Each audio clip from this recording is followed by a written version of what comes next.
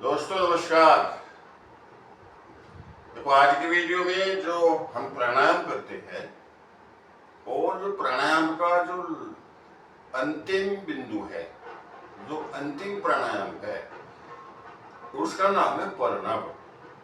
परनव, अब इसका मतलब क्या है, क्या कैसे करते हैं, क्यों करते हैं?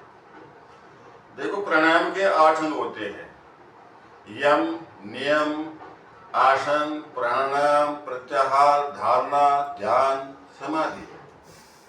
तो हमारी जो लास्ट स्टेज है, जो योगी पुरुष होते हैं, योगाभ्यासी होते हैं, तो उनकी जो लास्ट स्टेज है, जो अंतिम इच्छा है, वो है परिणव तक पहुंचने की, यानी कि समाधि तक पहुंचने की। और समाधि तक हम कैसे पहुंच सकते हैं?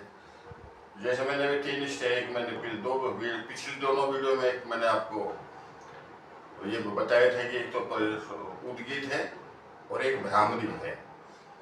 अब परिणाम में भी क्या करते हैं कि हम अपने आराध्य देव की कल्पना करते हैं, एक इमेज बनाते हैं उसकी, और इमेज बनाने के बाद एक ये कल्पना है, उसके बाद फिर हम उस पर ध्यान लगाते हैं। और वो ध्यान जब हम इतने अभ्यासी हो जाते हैं, जब हमें इतना ज्ञान हो जाता है कि उसके सिवाय कुछ नहीं है, केवल वही हमारा फोकस होता है, उसी बिंदु पर हम ध्यान रखते हैं। जैसे गॉड शिव है, भगवान शिव है, हम उसकी आकृति को दिमाग में लाते हैं, उस पर ध्यान लगाते हैं। और जब उस ध्यान का जो अभ्यास है वो एक लंबे समय तक बना रहे, ध्यान इधर उधर ना भटके, तो मेरे दोस्तों, मेरे प्यारे भाइयों, मेरी बहनों, यही परिणाम कहलाता है। तो हमें अंत में योगा का उद्देश्य ही ये है कि हम योगा के द्वारा, यानी कि योग से हम चाहते क्या है, तो यही हमारा उद्देश्य है। जब हम शवासन करते हैं तो उसमें भी भगवान से पूछते हैं कि मैं इस दुनिया में क्यों आया, किस लिए आया, मेरा उद्देश्य क्या है। तो वो जो उद्देश्य है, उस उद्देश्य का जो उत्तर है, आंसर, वो यही है कि हम योग की प्रैक्टिस इतनी करें कि उस परमात्मा में लीन हो जाए और वही आकृति हमारे सामने हर समय हमारे आंखों में रहे। यही परिणाम कहलाता है।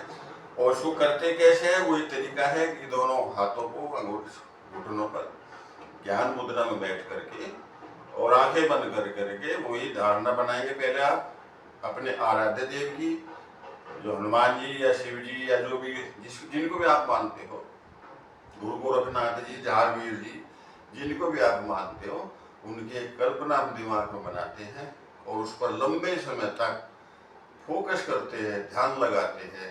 वही परिणाम कहलाता है। आंखें बंद करते हैं और कम से कम हमें 5 मिनट की प्रैक्टिस रोज करनी चाहिए। तो थोड़ा सा मैं करके बताता हूँ, आधे मिनट 1 मिनट का।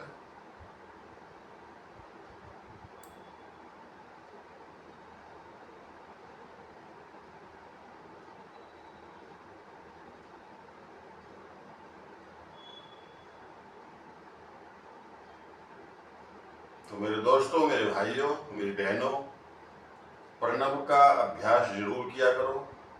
इससे भी डिप्रेशन दूर होता है, मन को शांति मिलती है और हम स्वस्थ भी रहते हैं।